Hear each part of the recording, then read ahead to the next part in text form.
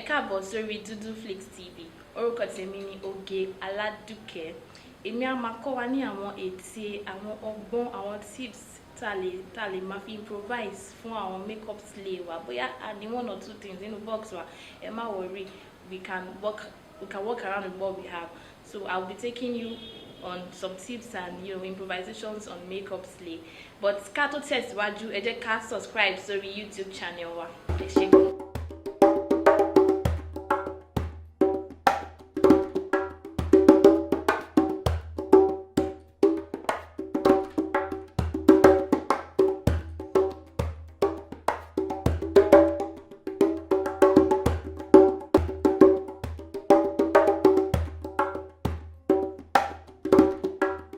Nǹkan alákọ̀ọ́kọ́ tí mo fẹ́ kọ́ wa ni láti lo concealer wa dípò eyeshadow primer. A lot of people wọ́n ní eyeshadow, àwọn èèyàn gan mọ̀ nípa eyeshadow primer. Àwọn eyeshadow primer yìí ló máa ń jẹ́ kí eyeshadow wa kó pop, ẹ mọ̀, ó máa sparkle, ṣó ti yé yín. But tá a bá ti ní eyeshadow primer, a ní àwọn nǹkan míì tá lè lo concealer. A lè lo concealer dípò eyeshadow primer. So kò sí kankan tó lè ń bẹ̀ at all. It's very easy and straightforward. A kàn máa lo, a máa pick nǹkan tá fẹ́, so òun lè rí yẹn. A ní láti go extra mile in case dábàá wọ́n ní pé nǹkan tá à ń wá lọ sí ṣòkòtò wà lápò ṣòkòtò, so can make do with what we have. And it's very easy. Tí brush gan bá ẹ tún lè lo ọwọ́ gan láti fi spread ẹ̀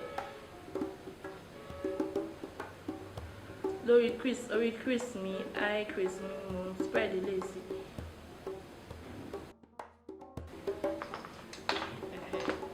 So I want to put the eyeshadow now.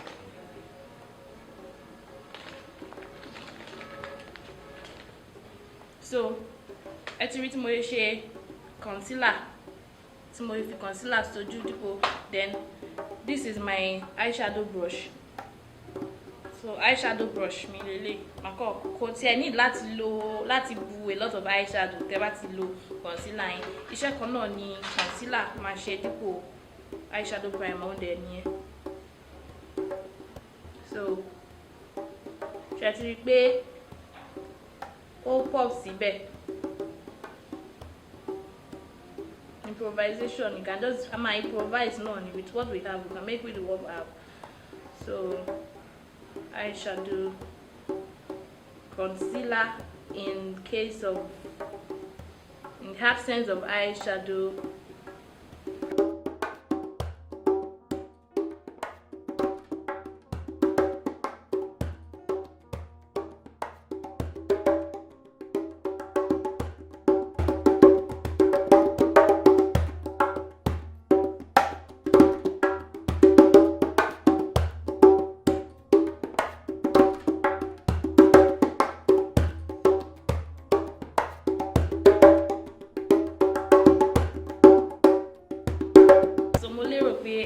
Grab one or two things nǹkan tí mo ń try láti sọ fún yín pé ẹ lè lo concealer dípò eyeshadow primer.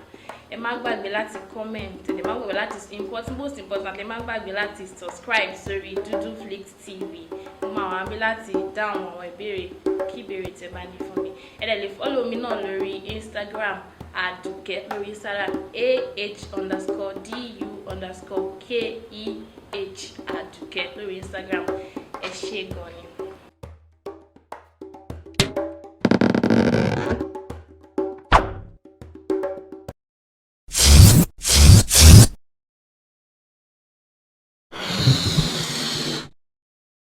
This is YouTube, describe to Dudu Flakes.